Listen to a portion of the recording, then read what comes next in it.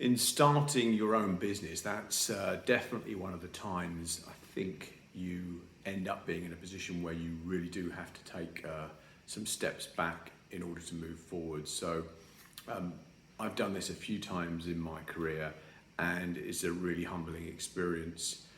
Probably the best example that springs to mind, and I think I've got quite a few of these, would relate to cars that I've driven. So when I was last in the corporate world, feels like a lifetime ago, I was at Disney as a director.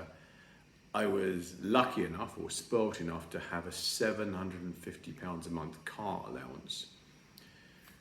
Fast forward a few years to starting my own business at Push. It was 2007 that we started.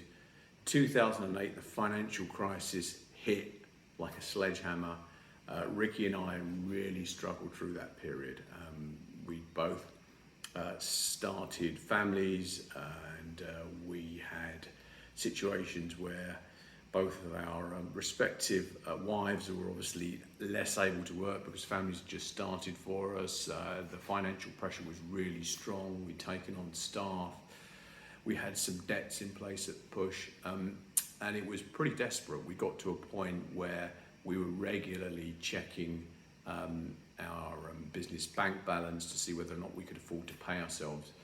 And one of the low points, but rather amusing low points for me, was when I ended up literally having virtually no money for a car. So I ended up getting this little beauty here, a little green Lupo.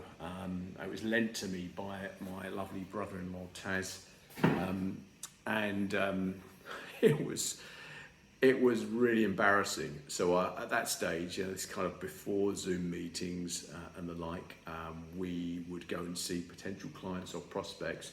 I would literally park the car outside, away from someone's office, even though there might be good parking space nearby. I was embarrassed to turn up in it because these guys might have been paying me a consulting rate, which was significant for the marketing advice I was giving them around their digital strategy.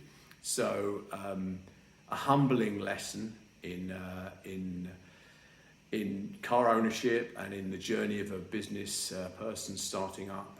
And I think that lesson's often repeated along that journey. It took us probably 7 or 8 years before we started to be in a position where we felt the wolf was not at the door at Push.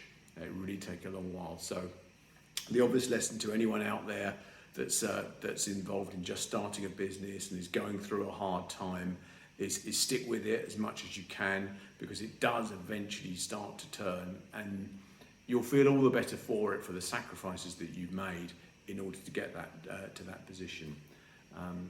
I'm glad that I had that experience with the Lupo. I'm particularly glad that I had it on the back of having had great cars before it, and then kind of dropping down into something quite humbling.